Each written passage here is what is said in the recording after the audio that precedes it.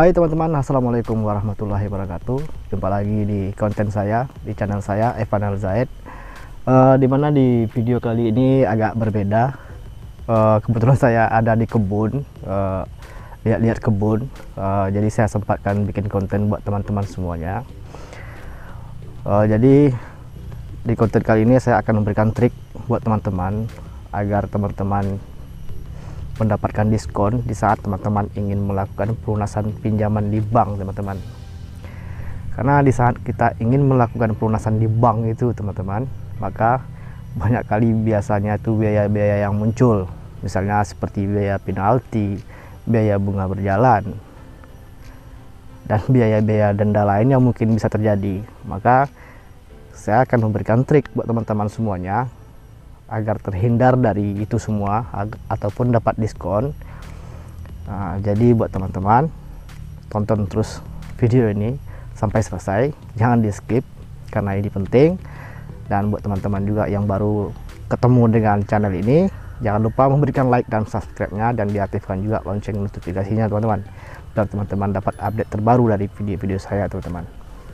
Baiklah teman-teman, di saat kita melakukan pelunasan, teman-teman, maka itu banyak sekali biasanya cerita orang bank itu, entah biaya penalti lah, biaya bunga berjalan lah, atau biaya-biaya lain lah. Tujuannya itu agar kita tidak bisa melakukan pelunasan.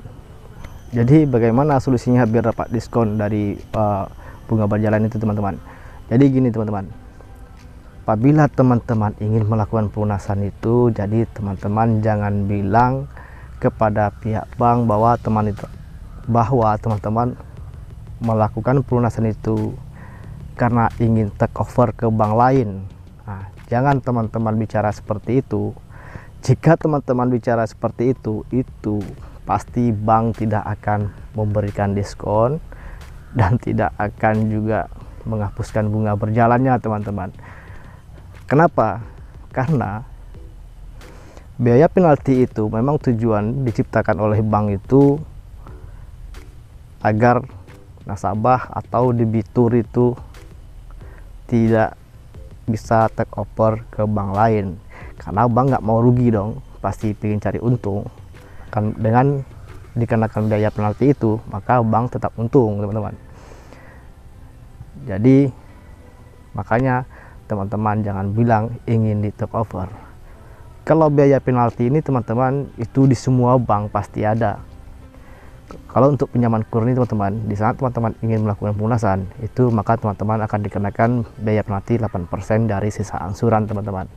Tapi kalau untuk pinjaman biasa itu ada yang 10%, teman-teman, bahkan ada yang lebih dari itu. Atau ada juga istilahnya bank mungkin tidak pakai persen atau akan dikenakan biaya 2 kali angsuran misalnya. Jadi itu biasanya kebijakan-kebijakan bank yang buat agar nasabah atau debiturnya tidak di take over kepada bank lain. Makanya kalau untuk teman-teman ingin melakukan pelunasan cepat, jangan bilang di take over. Dan satu lagi, teman-teman, jangan juga teman-teman mengatakan ke bank bahwa kenapa teman-teman ingin melakukan pelunasan lebih cepat.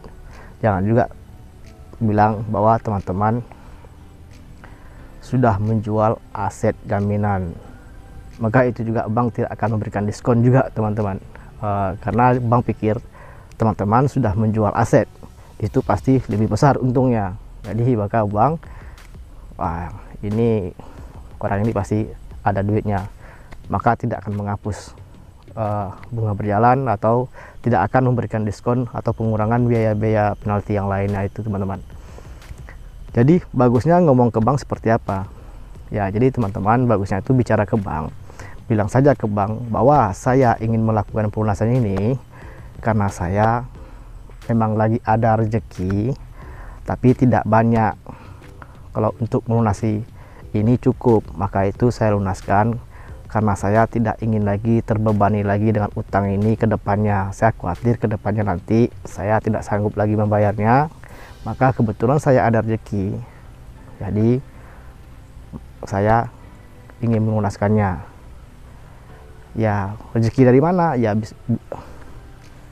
bilang aja kepada orang bank, ya kebetulan kemarin dapat warisan, tapi warisan itu nggak banyak, kalau untuk melunaskan ini cukup lah, nah, gitu, cukup untuk melunaskan bank ini aja, karena saya takut terbebani dengan utang ini gitu. Itu pasti teman-teman akan mendapatkan diskon.